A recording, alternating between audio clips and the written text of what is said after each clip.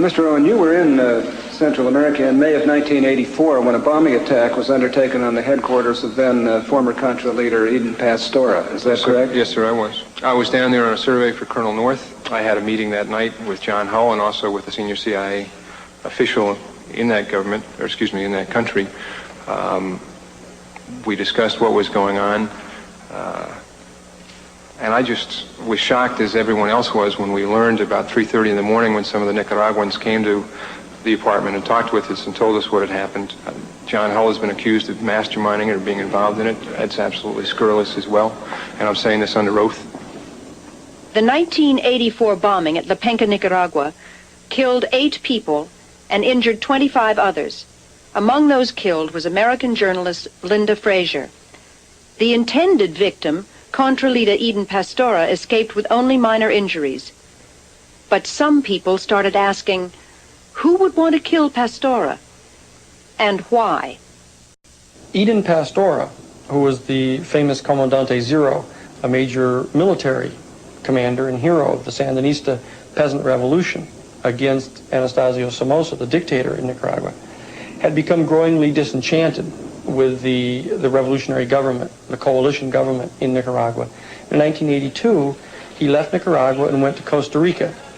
His purpose was to organize a genuinely indigenous group of Nicaraguans to undertake a political and military resistance to the Nicaraguan government. Tony Abergan, freelance journalist and news cameraman, was working for ABC News in Costa Rica during the Pastora controversy. Pastora had received an ultimatum from the Central Intelligence Agency saying that you must accept unity with the largest Contra group, the FDN, or face a cutoff in aid and unspecified consequences. He called this news conference for the purpose of saying that he would not give in to this demand and that he would never accept unity with the FDN, and basically to tell the CIA to go to hell. Because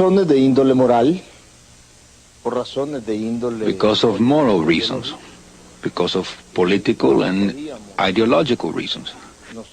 We could not unify, become allies with the historical murderers of our people. The international media was invited to this press conference held at Pastora's Contra base camp just inside the Nicaraguan border at La Penca. Tony Abergan was one of the journalists who made the trip upriver to hear Pastora.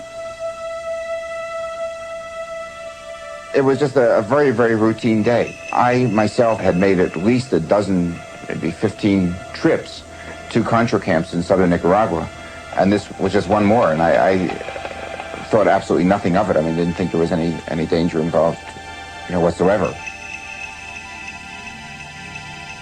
So we got there at about 7 o'clock in the evening, and we went up to this cottage, and Pastora was there. So very soon he started talking with us. A girl came in and offered him some coffee. Some seconds afterwards, or maybe 1 minute afterwards, the bomb exploded.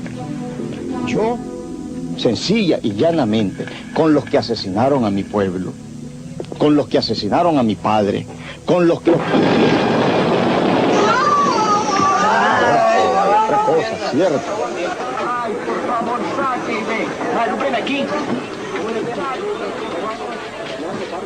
I felt my hair and my skin on fire, and I thought it had only happened to me. And I fell forward onto the floor trying to put out the fire, and almost as soon as I hit the floor, I realized that it wasn't just me. After more than 12 hours, the injured journalists finally arrived at the hospital in Quesada, Costa Rica. Tony Abergan's wife, Martha Honey, also a journalist, was at the hospital. I noticed as we came out of the emergency door that there was this person sitting there who I asked the nurses, who is that? And they said, oh, that's Per Anker Hansen, a Danish journalist. And he was sitting in hospital garb, but obviously, only slightly, if at all, injured, and sitting there chain smoking, very calm, just kind of watching what was going on. And what we later learned was that he had left the hospital and had gone back to his hotel, checked out, and vanished, and that was the last that any of us ever saw of him. After Avagon's recovery, he and Martha Honey began an investigation of the bombing incident. They found that the bomb had been made with C4, a very powerful explosive. They also discovered that the mysterious Danish journalist named Per Anker Hansen was in fact a Makgalil, who is thought to be a right-wing anti-Gaddafi Libyan. The investigation revealed that Galil had also worked with the secret police in Chile. It soon became clear that Galil was not acting alone. The action is well done, it's very precise, and we didn't get to Per Anker Hansen, never, we didn't get to him. That means that he has a very good network to help him. That is the reason why I think there's an organized crime there. I don't care if it is left or right. I think there is a network behind Per Anker Hansen. We began quite early on to collect information about what we call the intellectual authors, the people, the team behind the bomber. And I think within about 2 months, it became pretty clear to us that what we were looking at was a group of people which included some Cuban Americans from Miami, this fellow John Hull here, who works for the CIA in northern Costa Rica, some of the top leadership of the Contra organization, the FDN, including Adolfo Calero, and some other people leading up towards the White House. Son las mismas fuerzas. La contrarrevolución.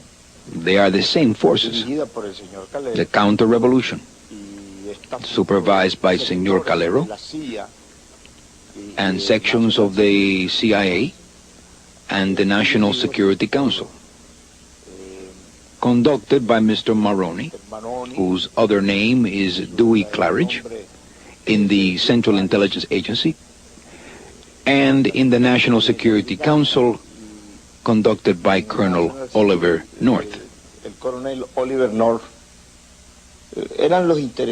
They were the ones interested, or the ones in whose interest it would be, to eliminate the Southern forces or to eliminate us.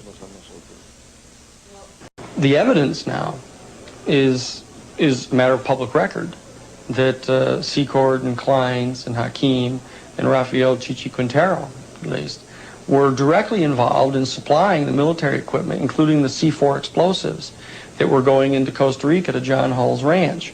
And we have placed John Hull, by direct eyewitness accounts, physically in the company of Per Anker Hansen or Amat Gilel prior to the bombing, in the presence of the metal suitcase that had the C4 in it.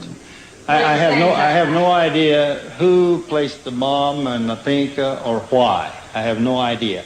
I only know that this Honey and Avagon have constantly bribed people to give false information implicating the CIA, the Costa Rican officials, and so forth.